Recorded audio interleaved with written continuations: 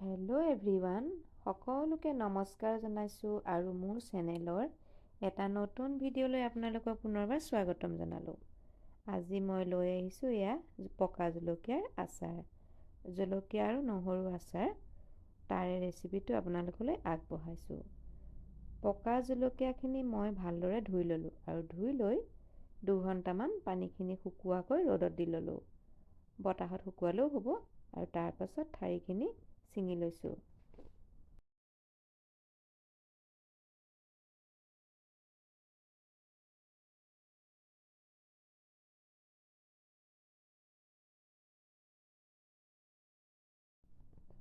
গোটেইখিনি জলকীয়াৰে এয়া ঠাৰিখিনি ছিঙি ল'লোঁ আৰু আনফালে আমাৰ নহৰু এখিনিও মই সৰহকৈ গুচাই ল'লোঁ।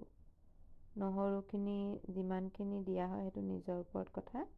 মই অলপ বেছিকৈয়ে দিছোঁ আৰু জলকীয়াখিনিতে এতিয়া মই নিমখ আৰু মছলাখিনি মই নিজে ঘৰতে খুন্দি লোৱা সেইখিনি মিলাই ল'লোঁ আৰু তাতে দিলোঁ 2 চামুচমানৰ জোখত ভিনেগাৰ। আৰু আনফালে এইটো টাৰ্কা পেনটোত মই সৰিয়হৰ তেল অলপ সৰহকৈ গৰম কৰি ল'লোঁ।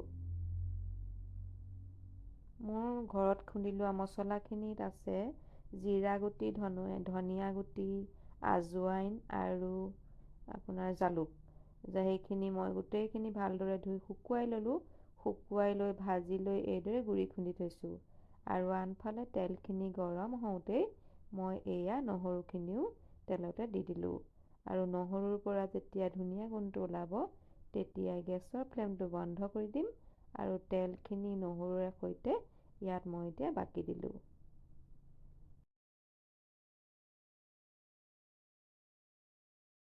আৰু সেইটো পেনতে আকৌ বাকি থকা নহৰুখিনিও ভাজি ল'লোঁ।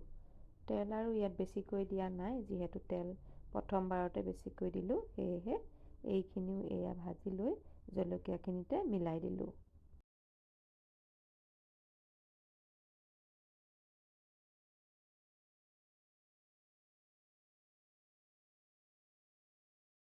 গৰমে গৰমে তেলখিনি দিয়াৰ পিছত মই এতিয়া এইখিনি ভালদৰে লৰাই দিলোঁ আৰু লৰাই লৈ ঠাণ্ডা হ'বলৈ দিলোঁ। ঠাণ্ডা হোৱাৰ পিছত এয়া চিচাৰ বৈয়ামত ভৰাই থলোঁ।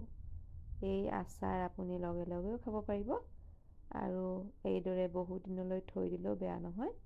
মাজে মাজে যদি প্ৰয়োজন হয় বটলটো অলপ ৰ'দত দি থাকিব লাগে। এয়া আমাৰ নহৰু আৰু জলকীয়া আচাৰ প্ৰস্তুত হৈ গ'ল। যিসকলে মোৰ ভিডিঅ'টো শেষলৈকে চালে তেখেতসকলক বহুত বহুত ধন্যবাদ জনালোঁ।